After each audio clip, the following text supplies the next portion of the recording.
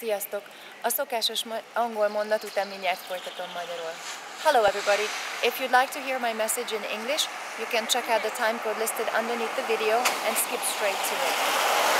Üdvözöllek benneteket innen a Duna partjáról, Tahitót falu határából, ugyanarról a helyről, ahol 2 nappal ezelőtt éjszaka a barátaimmal zsákoltam. És hát az elmúlt 2 napban, illetve bő 24 órával ezelőtt itt sajnos kevésbé szerencsés volt a történet, ugyanis a tegnap délutáni Tahitó falui gátszakadással ez a terület teljesen víz alá került, olyan szinten, hogy éppen az imént egy úr leszólított minket, pár házzal arrébb lakik, és elmesélte, hogy egyik pillanatról a másikra hogyan öntötte el a házukat a víz. Amiben a legszomorúbb az talán csak az, hogy egy csomó minden kimenekíthető lett volna a házból, hogyha, elnézést, csak hangyások vagyunk, csomó minden kimenekíthető lett volna a házból, hogyha előre lekommunikálják azt, hogy ez a gát ez átszakadhat. Na most a gát átszakadásának lehetőségével kapcsolatban meg még annyi a személyes tapasztalatom, hogy szombat hajnalban mi azon a gáton munkálkodtunk, kétségbe esetten próbáltuk a szivárgást megakadályozni, és hát mi akkor láttuk, tehát többször elhangzott így magunk között, hogyha bizonyos lenne még pár száz ember pluszba, azért mennyivel jobb dolgunk lenne, bár hozzátéve nagyon erősen szivárgott, tényleg az nem egy ilyen stabil és ez a klasszikus gát, az csak egy mondhatni földkupac. Tehát ez valahol várható volt. Mi azt mondtuk, hogy ez egész biztosan át fog szakadni, tehát ha mi laikusok ezt ennyire jól megbeszéltük magunk között, akkor én most azon gondolkodom, hogy de jó lett volna, ha beszélek ezzel az emberrel mondjuk 1,5 nappal ezelőtt, vagy 2 nappal ezelőtt nem találkoztunk, csak most. Most viszont megbeszéltük, hogy a következő hetekben át fogok ide járni, és segítünk majd neki rendbehozni a házat. Úgyhogy Jocó, megvan a következő projektünk, illetve aki akar csatlakozni, ide ki fogunk járni majd, és kicsit segíteni ennek az úrnak és a családjának a házát helyreállítani. Néhány dolgot még megosztanék, néhány tapasztalatot veletek. Egyrészt nagyon sokat elmélkedtem az elmúlt napok munkája során, hogy milyen is ez az egész történet.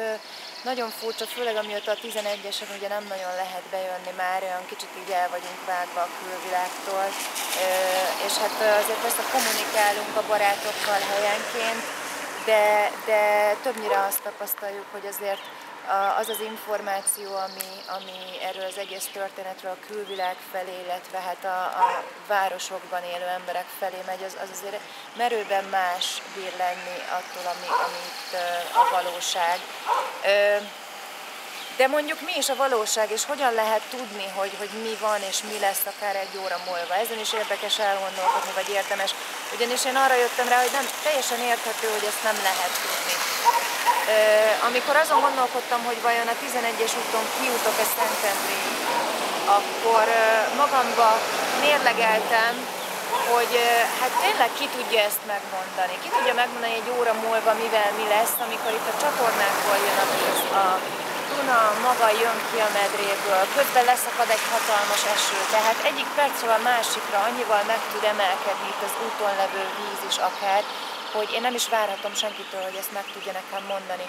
Ugyanakkor ennek van egy szerencsétlen oldala is, ez azt eredményezi, hogy mondjuk egy hölgy, aki leállított engem a szigetről kifele, jövet tegnap délelőtt, és közölte velem, hogy ne menjek tovább, mert nem fognak kiengedni Szentendre felé, csak maximum este 6 körül egy rendőr visszafordította. Én a belső hangomra hallgatva tovább mentem, és simán minden probléma nélkül átmentem azon a szakaszon. Várni kellett egy kicsit később, de 2 perc különbséggel őt hazaküldik, én át tudtam menni. És egy barátnőmmel beszélgettem, aki a római parton ment ugyanígy, és mind a ketten érdekes mód hasonló következtetésekre jutottunk. Olyan érzés ez az egészben benne lenni, minthogyha egy ilyen túlélő táborba az embert így ledobták volna.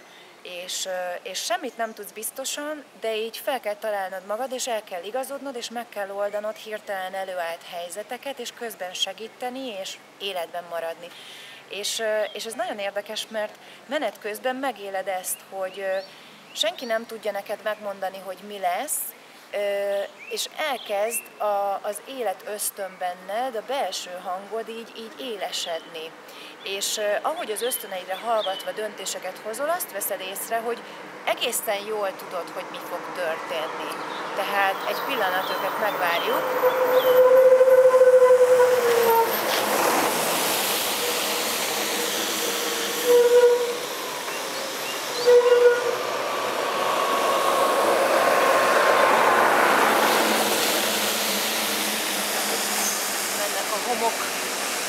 Szállítmányok Duna-Bogdányba. Tehát lehet, hogy nekem egy rendőr azt mondja, vagy egy helybeli azt mondja, hogy ezt meg ezt ne csináljam, és én azt érzem, hogy de úgy viszont tudom csinálni, és feltalálom magam, arra hallgatok, amit belülről érzek, és megoldom. És ez egy nagyon jó dolog. Én azt gondolom, hogy ezt nagyon jó lenne egy csomó embernek megélni. Valahogy úgy látom ezt, mint hogyha kvázi ilyen mások bőrén saját magam tanulhatnék. Tehát ahogy már Devecser kapcsán is mondtam, hogy ez egy olyan áldott helyzet, hogy én nem az én bőrömön, mégiscsak nagyon fontos ilyen életösztönös dolgot megtapasztalhatok. Itt össze-vissza stoppolok a falvak között, úgy jutok el egyik helyről a másikra, hogy semmi erőforrásom nincs, viszont tudom a feladatomat, tudom a célomat, és annak érdekében mindent megpróbálok úgy hasznosítani, hogy legjobban tudom. És ez nagyon jó érzés. Én azt gondolom, hogy az különösen jó érzését teszi, hogy közben segítek. Tehát én ezért nem értem, hogy miért nem kapunk az alkalmon ilyenkor, hogy segítsünk. De most miért nem kapunk? Ennek az egyik oka az ugye az, hogy ellentmondásos információk vannak, hogy segítsünk, ne segítsünk, van elég segítség, nincs elég segítség.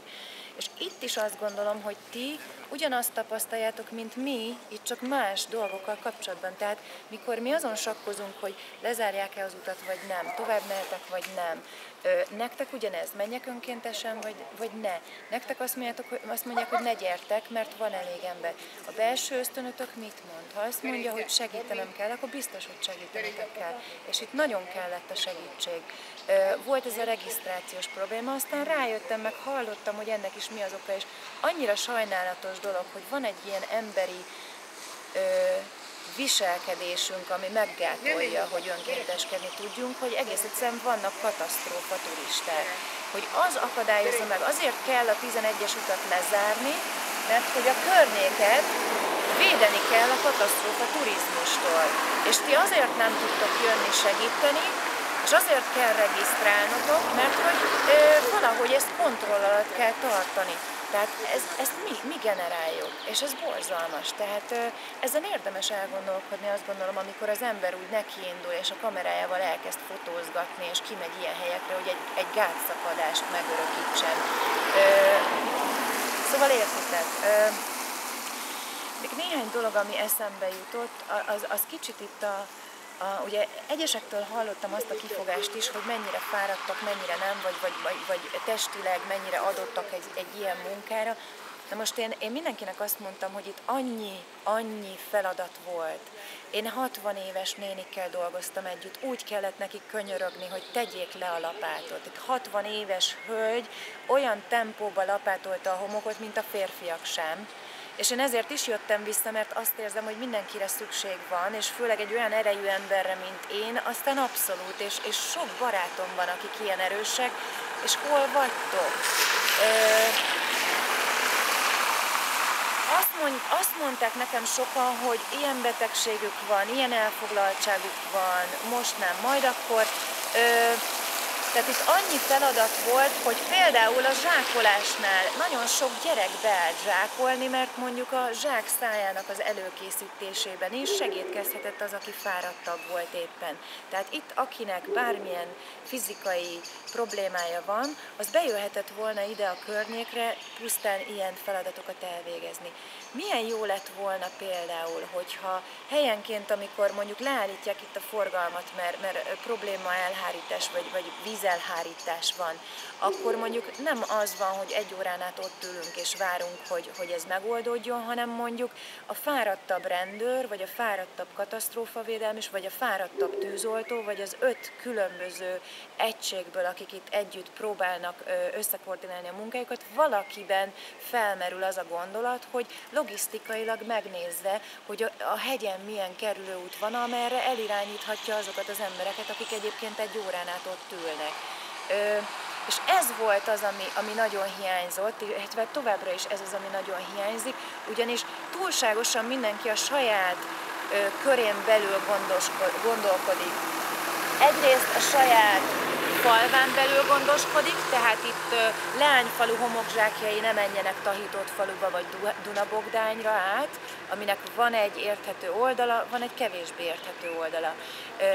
De Tahitott faluról az önkéntesek, ha végeztek, akkor köszönjük, mehetnek haza, míg Dunabogdányban az elmúlt 3 napban senki nem hallotta, hogy milyen nagy szükség lenne segítségre, és ma konkrétan riadóztatták hangos bemondóval az embereket, hogy mindenki azonnal menjen dolgozni, aki tud, mert nincs elég ember. Hogy lehet, hogy a híradásokból azt folyik, hogy elegendő önkéntes van? Hát úgy lehet, hogy valóban bármikor kijönnek ide bárki ellenőrizni, hogy mi történik, azt lehet látni, hogy valóban a helyiek nagyon keményen dolgoztak, és tényleg az önkéntesek is rengetegen vagyunk, meg voltunk itt önkéntesek, és le a kalappal, viszont nem lehet ezt is olyan szűken nézni, hogy most mi van, és akkor 5 perc múlva is ez lesz, mert én egy 82 éves bácsira is úgy kellett rászóljak, hogy hagyja abba a munkát, mert nincs, aki leváltson minket. Tehát aki szervezi az utánpótlást az önkénteseknek, annak önkéntesekből azt is figyelembe kéne venni, hogy hát bizony jó lenne, ha valaki leváltana, mondjuk 8 óránként minket, hogy 8 óránként el tudjanak menni az emberek pihenni. És ez nem volt belekalkulálva. Az volt belekalkulálva, hogy itt mindig keményen dolgoznak az emberek, tehát akkor biztos minden rendben van. Pillanat, ezeket megvárjuk még egyszer.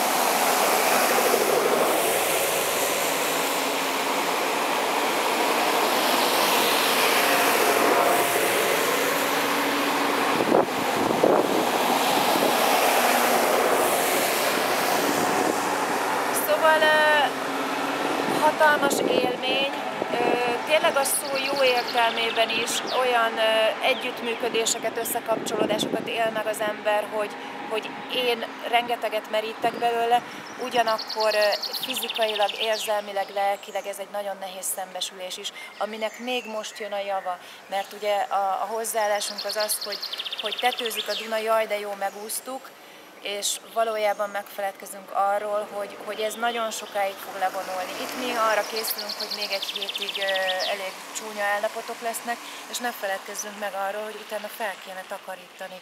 Tehát én nagyon kérek mindenkit, hogy a következő hetekben ne könyvelje el, hogy megúsztuk ezt az áradást, vagy ezt az árvizet. Itt még egy hétig mi nagyon kemény munkát fogunk végezni, és utána talán még keményebb munkát a feltakarítással. És kérlek, hogy gyertek és önkénteskedjetek abban is. Illetve ha nem önkénteskedtetek eddig, akkor legalább abban keressétek a helyieket, gyertek ki és kopogjatok be, itt fog mindenki dolgozni. És meg lehet találni azt, hogy kivel akartok kezet fogni, és azt mondani, hogy jól van, Józsi bátyám, akkor mi 2-3 hetente egyszer lejövünk ide, és a falat kimeszelj, vagy tehát jó, minden, lehet festeni, vakolni, akármi. Nagyjából ezekkel a gondolatokkal be is fejezem, azt hiszem mára. A lényeg, a legfontosabb az, hogy én azt hiszem, hogy ez itt egy lehetőség, amivel nem hiszem, hogy azt mondhatnánk, hogy nagyon sokan éltek, és én egy picit ilyen szempontból csalódott is vagyok, viszont szerencsére találkoztam egyre több olyan emberrel a saját körömön belül is, akik azért ugyanazt fogalmazták meg, mint én, hogy megéltünk önmagunkkal valami olyan összhangot, és megélünk még ebben a következő időszakban, amit szavakkal nem lehet átadni, senki nem tud megtanítani. Esetleg, ahogy Dani barátom mondta egyébként, mondjuk milyen jó lenne, hogyha a állampolgári ismereteken belül az embereknek fiatal korában egyfajta ilyen önkéntességi tudatosságot belenevelnének a mindennapjaiba, hogy igenis ilyenkor keresse az együttműködést és a segítség lehetőségét. Ez nagyon jó lenne, ez azt hiszem hiányzik belőlünk abszolút, és valami ilyesmi irányba kéne gondolkodni. Ha már ez megtörtént, akkor fel kéne használnunk a lehetőséget, hogy beszéljünk olyan emberekkel, akik részt vettek ezekben a munkálatokban, és osszuk meg a tapasztalatainkat. Nem azért, hogy bárkit is ócsároljunk, mert én azt mondom, hogy itt senkinek nincsen könnyű dolga, egy katasztrófavédelmisnek sincsen könnyű dolga, egy vízügyesnek sincsen könnyű dolga, ezt mindannyian belátjuk, de jó lenne egy kerekasztalnál leülni, és összegezni azt, hogy miért nehéz ez. Jó lenne ezt nemzetközi szinten összegezni, hogy mondjuk egy német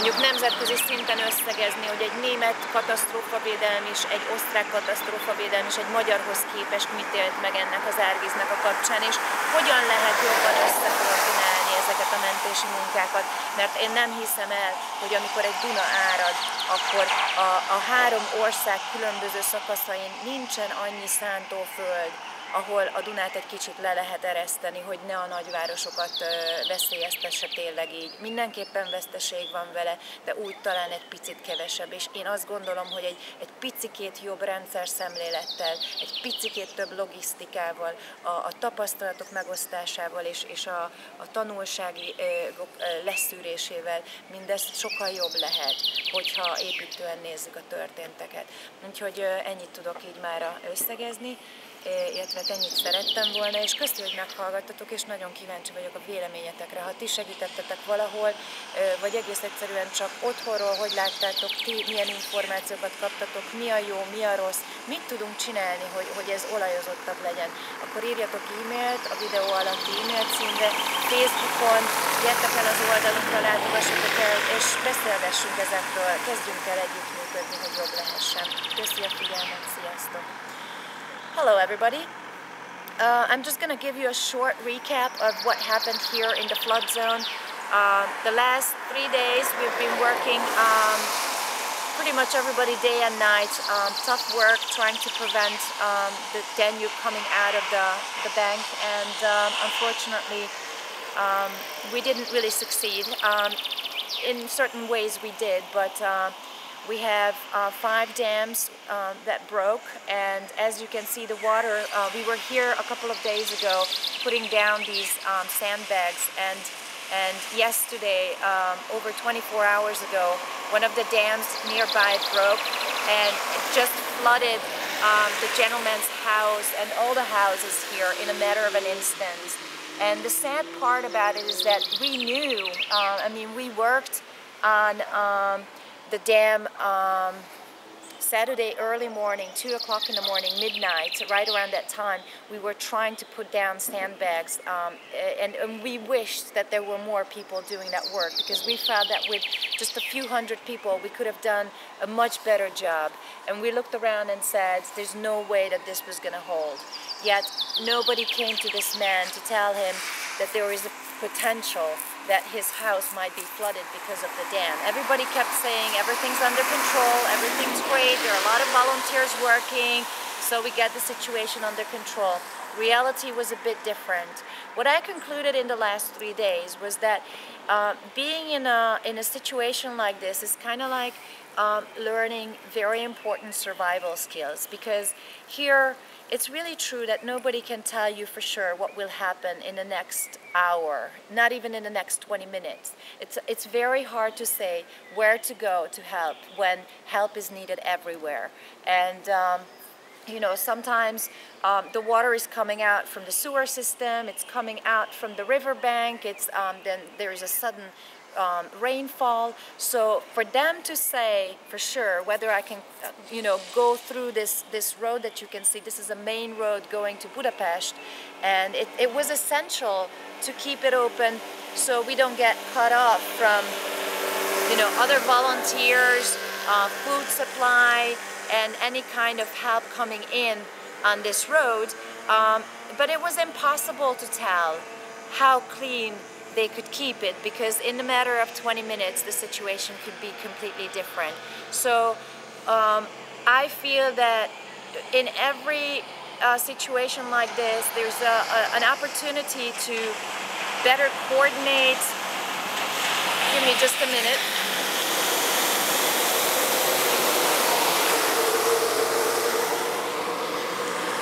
To improve our logistic skills, to improve our cooperation. Here different cities are so close to each other, yet they kept thinking separately. So whoever was filling sandbags for one city was those sandbags were not allowed to be taken to a different village, which is crazy, because this village here, nobody paid attention to the village next door here, and suddenly they were in such a situation that a few hours ago or early afternoon, everybody in the city was alarmed that everybody who was able to go had to immediately report to the river section to be filling sandbags and trying to prevent the water from coming out. So there is a lot of damage. A lot of it could have been avoided. There's still a lot more water, coming down. Although right now the river is at its peak. But hey, look at it. It's gonna sit here for a week. It's gonna go down very, very slow. These sandbags won't be holding very long, so in the next week we're going to continue our working day and night. The city is reporting to people in the country that everything's great. Don't come to volunteer because there are a lot of volunteer workers. Well, why? Because we keep working hard. So every time someone comes to check on us, what do you see? There's 60-year-old women shoveling the sand.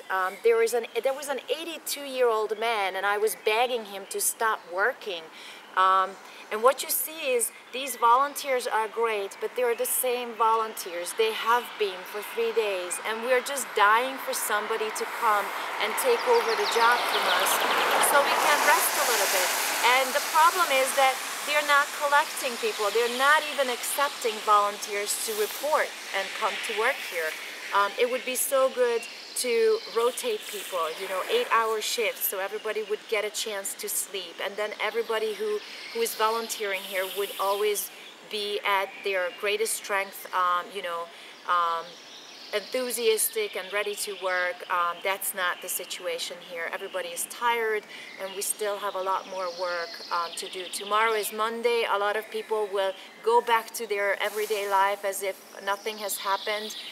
Especially now, they can report that the worst part is over because the water level is going to go down from here. And people's mindset will not consider that there's still a lot of work to be done. People will think, oh wow, we survived, there's no big deal anymore.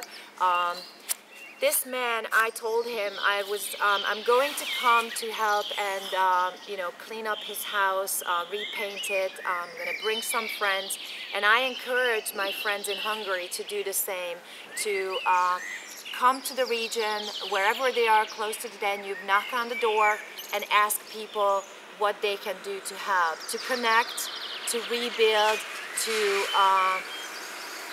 re-establish and to feel better about it, because right now everybody is tired and bitter, and the whole country should take responsibility for it.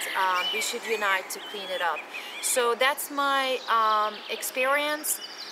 It's been great in many ways to be in a position to learn in this tough situation, to go around kind of like in a war zone, to hitchhike and get from one place to the next, listening to my inner voice, knowing that I have a task that I had to complete, you know, go and help at whatever cost, and it sharpened my instincts, and I think it would be a great opportunity for everybody to do that, to go to places like these, to be in situations like these, so you understand what it is like when you have no way of telling what's going to happen to you in the next 15 minutes, yet you still have to survive.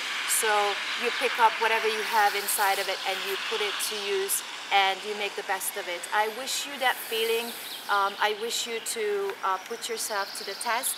And what I wish even more is that you share your experiences, your opinion, everything that comes to your mind about what I shared here today. Please do email us so we can exchange ideas internationally, because this flood affected several countries, yet I feel that if there was much better international communication and exchange of ideas, perhaps the damage could have been reduced significantly. So I encourage you to start a communication with us so we can learn and be better in the future by joining forces.